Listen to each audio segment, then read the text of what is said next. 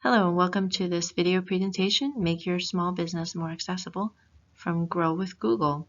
My name is Stephanie from the Manlius Library. In this workshop, we will discuss what we mean by accessibility, how to design a website with accessibility in mind, how to create emails that are easier to read and understand, physical accessibility, and some tips that can help your business be more inclusive. Let's get started. To understand accessibility, you first need to understand the challenges that people with disabilities often face in their daily lives.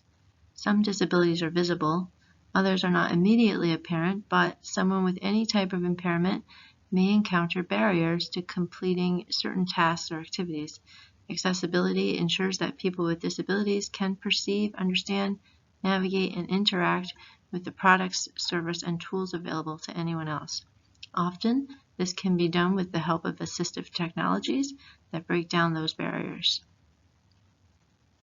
The World Health Organization estimates over 1 billion people worldwide live with some form of disability. That's 15% of the world's population and 1 in 4 adults in the US. That means over 25% of your potential customers in the US have a disability. Another thing to think about, if you or your customers don't have a disability now, you might in the future. It could be temporary, like an injury that requires you to use crutches, or something more permanent. Globally, people with disabilities have over $6 trillion in spending power. If your business isn't thoughtful about how to connect and communicate with these potential customers, you're missing out on a large group of people with significant resources.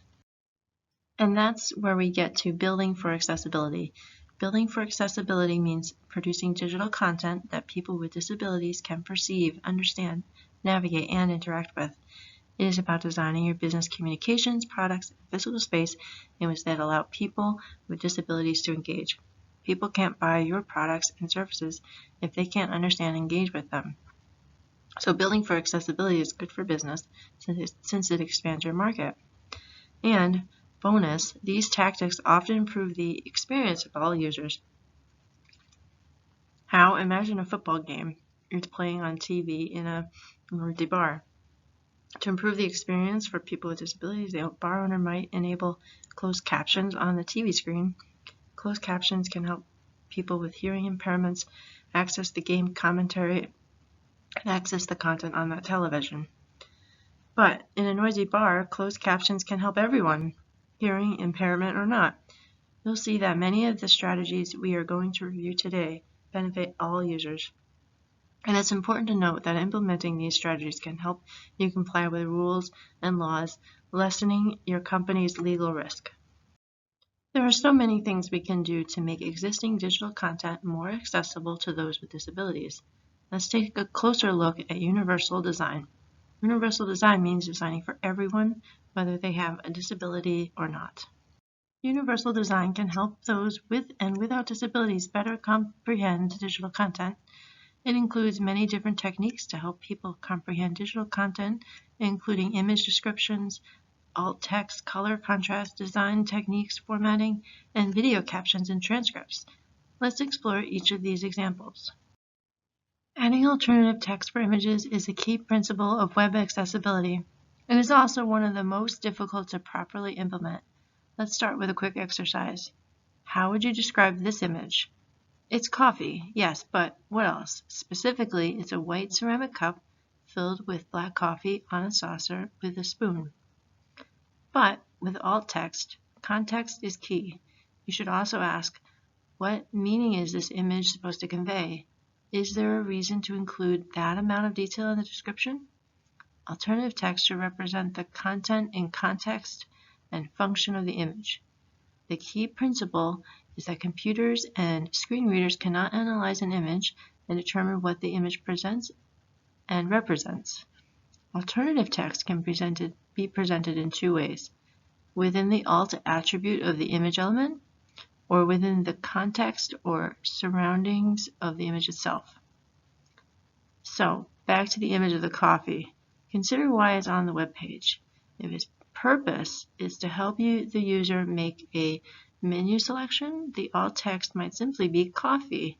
If the purpose of the image is to sell a cup and saucer set, the alt text might be white ceramic cup and saucer. And if the purpose of this image was purely decorative, not adding any context, content, or function, the alt text might actually be blank. This is a big topic to unpack. There's a great resource article about alternative text on webaim.org, webaim.org. WebAIM stands for Web Accessibility in Mind. This nonprofit organization, based at the Institute for Disability Research Policy and Practice at Utah State University.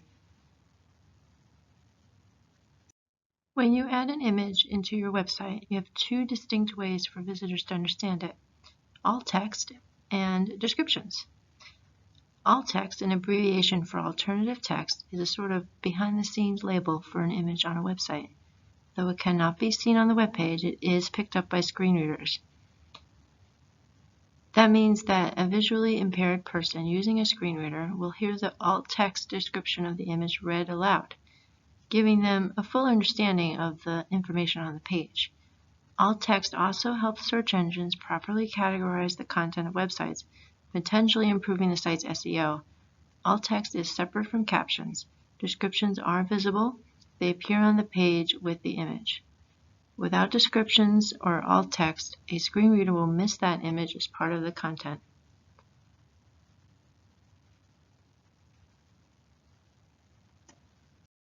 Let's talk about using images in your communications.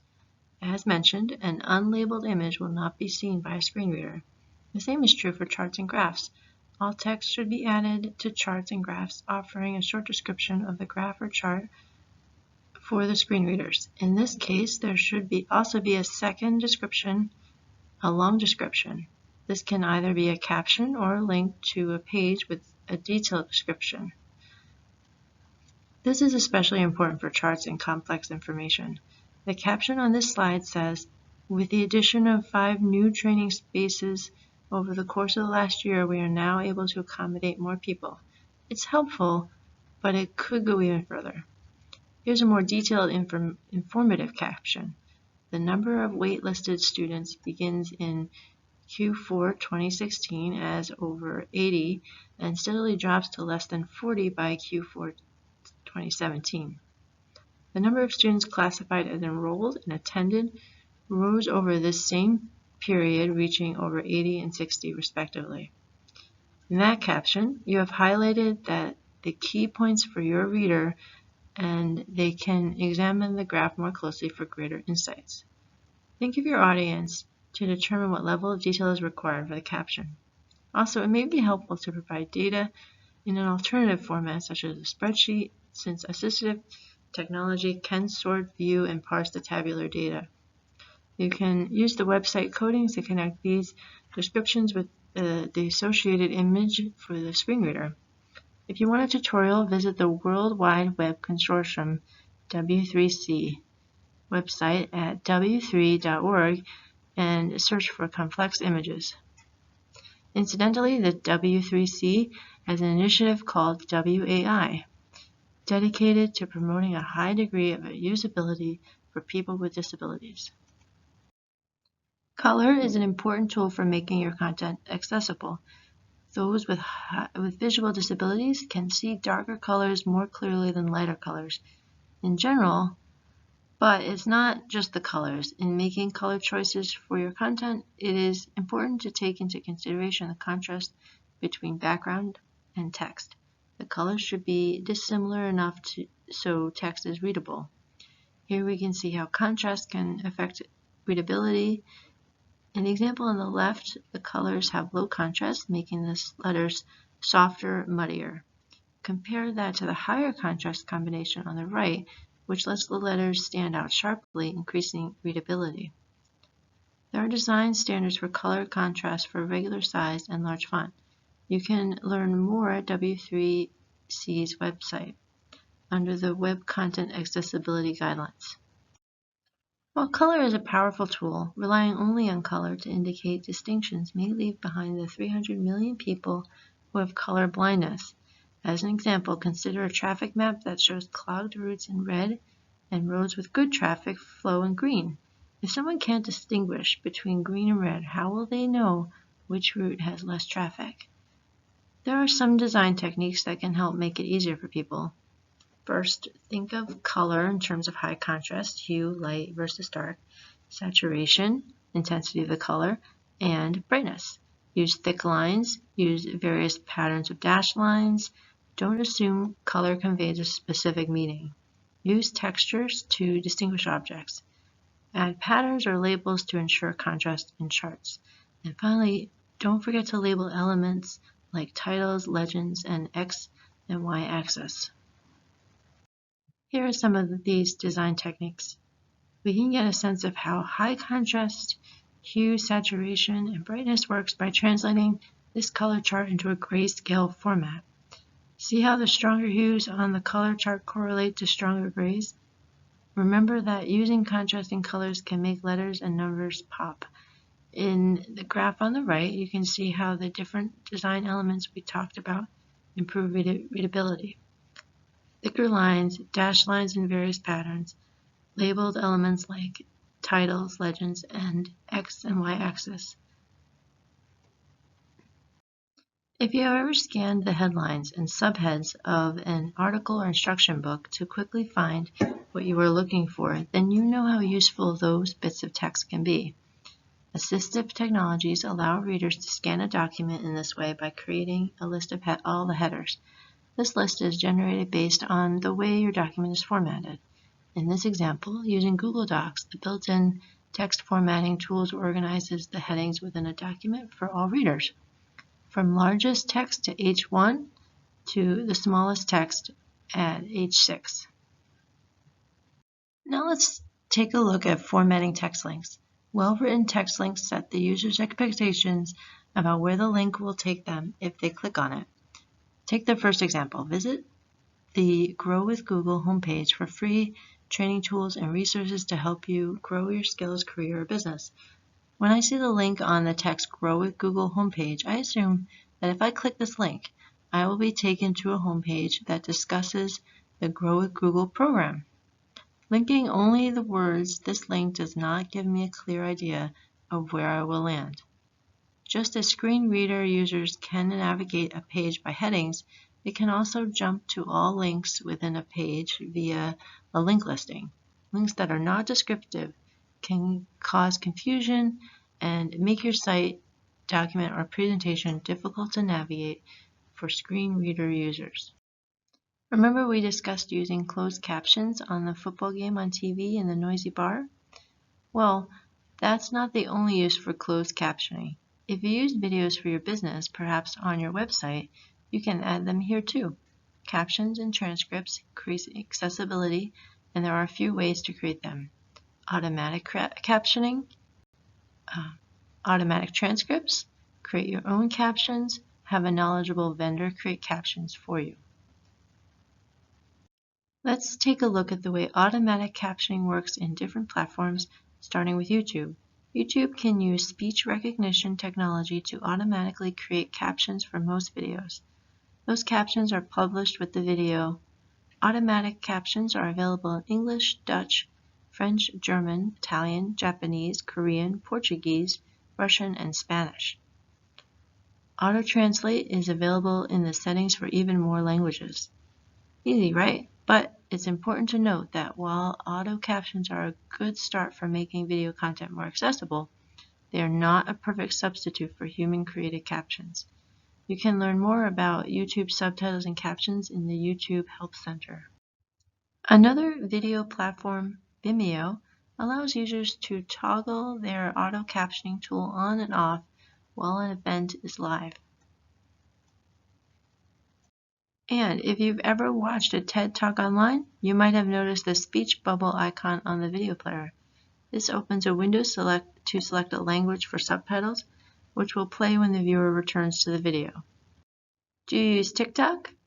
It has an auto captions feature that automatically generates captions for videos that have sound or voices. Creators have the option to toggle this feature on and off. Some platforms offer video transcripts too. In YouTube, you can view an automatic transcript with or without timestamps. Transcripts can also be uploaded to create the video captions. Quick YouTube tip. You can ensure that all of your video caption text is accurate by starting with the automatic transcript. Editing if necessary, then upload. You can learn more in the YouTube Help Center by searching for the section titled Add Subtitles and Captions. PDF documents often require more thought and effort to make accessible. Complex PDFs with images and diagrams are generally not accessible through assistive technology. But even text-only PDFs can be difficult for assistive technology to interpret. If you use PDFs, use the tagging remediation software provided by Adobe to add accessibility. Visit Adobe's accessibility information at www.adobe.com/accessibilities. Okay, let's talk about how you can make your email communications accessible. There are a number of clear best practices to use in any email campaign to ensure it is accessible to all. Think about these steps when you are creating your email. The text should be arranged in a logical order for readability. Screen readers and other commonly used assistive technologies scan text from left to right and top to bottom. With that in mind, keep text in a single column. One column layouts streamline content and help reinforce how the text is read. Sticking with this simple format also lessens the likelihood of sensory overload and confusion for users. Make the purpose of hyperlinked text clear. Avoid calls to action like learn more, get started, and click here. They're too vague. Avoid emojis in the email subject line and when conveying critical information. Emojis can be difficult for users who are visually impaired to interpret. Also, different operating systems may translate emojis differently while using a screen reader. This can result in misunderstanding critical information. Maintain a 60-40 text-to-image ratio. Too much text can make navigation difficult. Avoid overusing links. Even if they're clearly labeled, too many hyperlinks can lead to a poor reading experience. Maintain a minimum 14-point font size in your email body. Anything smaller can be difficult to read. Footers, disclaimers, terms and conditions can be smaller. Maintain good contrast ratios. Avoid visual cues based on color. Remember that 300 million people experience color blindness, so underline or bold hyperlinked text instead of color coding it. And if your email includes a video, be sure to include closed captioning, especially if the video includes critical information or instructions. If you want more information about any of these suggestions, check out the W3C's Web Content Accessibility Guidelines. So far, we focused on accessibility considerations for online. Let's switch gears for a moment and talk about accessibility in your physical business space. Take a moment to think about your business's physical space and assess it with all potential customers in mind. Noise. What's the noise level? Can you make adjustments for the hearing impaired? Obstacles. Is the space easy to navigate, particularly for those with visual or motor impairments? Access. Is there an elevator? Is there a wheelchair accessible entrance and parking lot? Regulations. Do your counters and doorways comply with Americans with Disabilities Act regulations? Then take one more step. In online listings and on your website, include applicable information to help people know what to expect. Do you welcome service animals? Are you ADA compliant? Does the building have a wheelchair accessible entrance? Let potential new customers know how your business meets their needs. In the end, accessibility is really about respecting the needs of others and understanding the challenges they may face. So I want to close this session by offering a few thoughts on what it means to be inclusive when you interact with someone who has disabilities. Don't make assumptions. Many disabilities are invisible or hidden, including some physical disabilities or mental health conditions. Speak normally. Avoid over-enunciating or slowing your speech or speaking loudly unless asked to do so. And it's okay to use pleasantries like "see you later" even if you meet a person who has visual impairment. Another good rule of thumb: if you aren't sure, ask. Ask before offering assistance. The person may refuse the offer, but it's okay to ask. Respect an individual's requests and personal space. For example, Someone may ask you to write directions because they prefer them to verbal instructions. Try to accommodate requests when you can. If a person uses a wheelchair, crutches, or cane, treat those items as part of their personal space. If you would like to learn more about accessibility, we've listed a few resources for you on this slide.